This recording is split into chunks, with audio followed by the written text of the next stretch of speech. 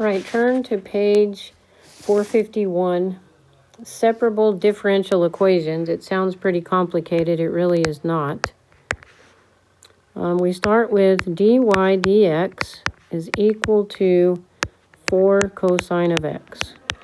So if I separate that into parts, what that really means, if I take this dx and multiply it over here, I'll have dy is equal to 4 cosine x dx. And if we want to go backwards and find the equation, we take the integral of both sides.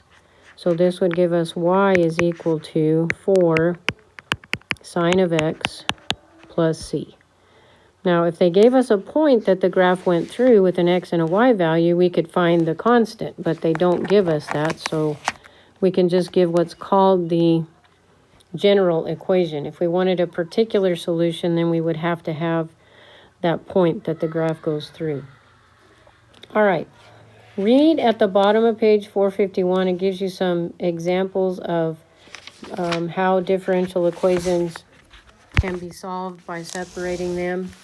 But this next one, is, if you look on page 452, it gives you an example of the rate of change of volume at some time t is proportional to the volume at time t. You would write that as dv over dt equals k, a constant, times the volume. And it gives you those other two as well. So if you look at 88.2, it says the rate at which a certain bacteria colony is growing at a given time is proportional to, so we can call that number of bacteria dt is proportional to the number of bacteria present at that time. So that would be k times the number of bacteria.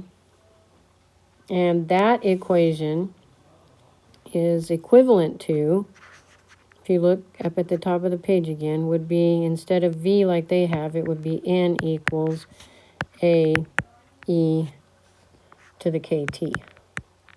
And this is n at any particular time. Kind of looks similar to the equation that we had like this last year. The exponential growth equation, it's the same kind of thing. All right, so now this says at time t equals 0, there were 1,000 bacteria. So there's 1,000. And A, we don't know what the initial amount was. E to the constant we don't know, but the time was 0. So E to the 0 is what? Anything to the 0 is 1, so this is just A is equal to 1,000. So the equation becomes N of T is equal to 1,000 E to the KT. And now it says at time T equals 1,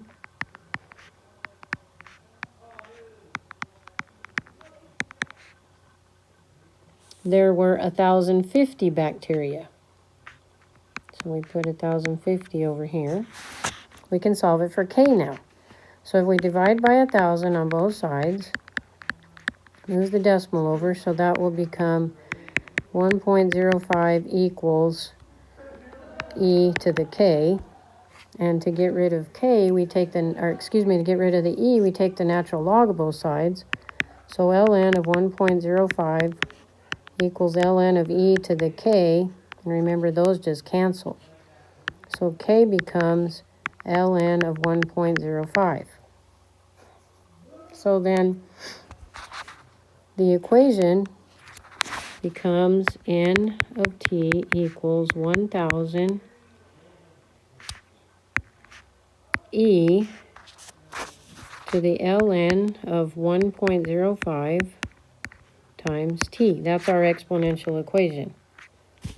Now what does it ask for? Write an equation that describes the number of bacteria present as a function of time. There it is, right there. And determine the size of the bacteria colony at T equals 4. So now we're just going to take T equals 4. So N of T equals 1,000 E to the ln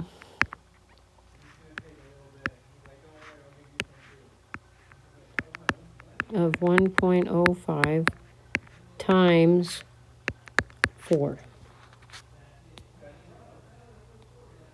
Okay, you just put that straight in the calculator just like that.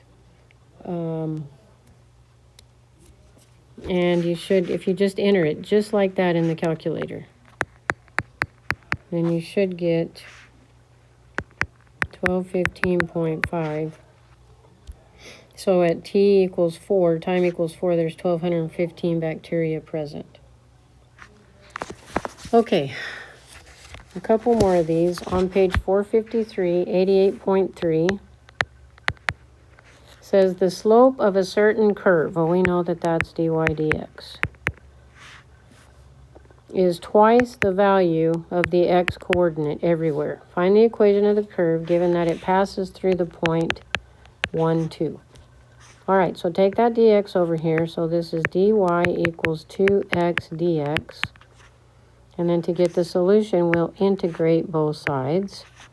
So that'll be y is equal to 2x squared over 2, which is just x squared plus c. But this time we know an x and a y value, so we plug those in. So we get 2 equals 1 squared plus c. So c is equal to 1.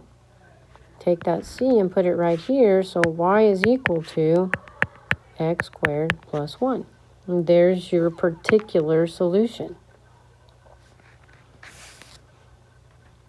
Okay, 88.4. Find the general solution, so we're not going to have a value for c on this one. For the differential equation, x dx plus y dy equals 0. Okay, well, we've already got the x with the dx and the y with the dy, but we need 1 to be on one side of the equation and 1 to be on the other side of the equation. Now we can integrate both of these. So we get x squared over 2 plus c equals negative y squared over 2 plus c. And if we multiply everything through by 2, we'll get x squared plus 2c equals negative y squared plus 2c. But a constant is a constant. It doesn't matter what it is. And it wants this to be the general form, so this needs to be, bring this over, x squared plus y squared, and the general form is equal to the constant, which a constant plus a constant, we don't know what it is, but it's still a constant. This doesn't really mean anything different than just c. So this is a c, that's a c. Added together or subtracted, it's still a c. So there's our general equation.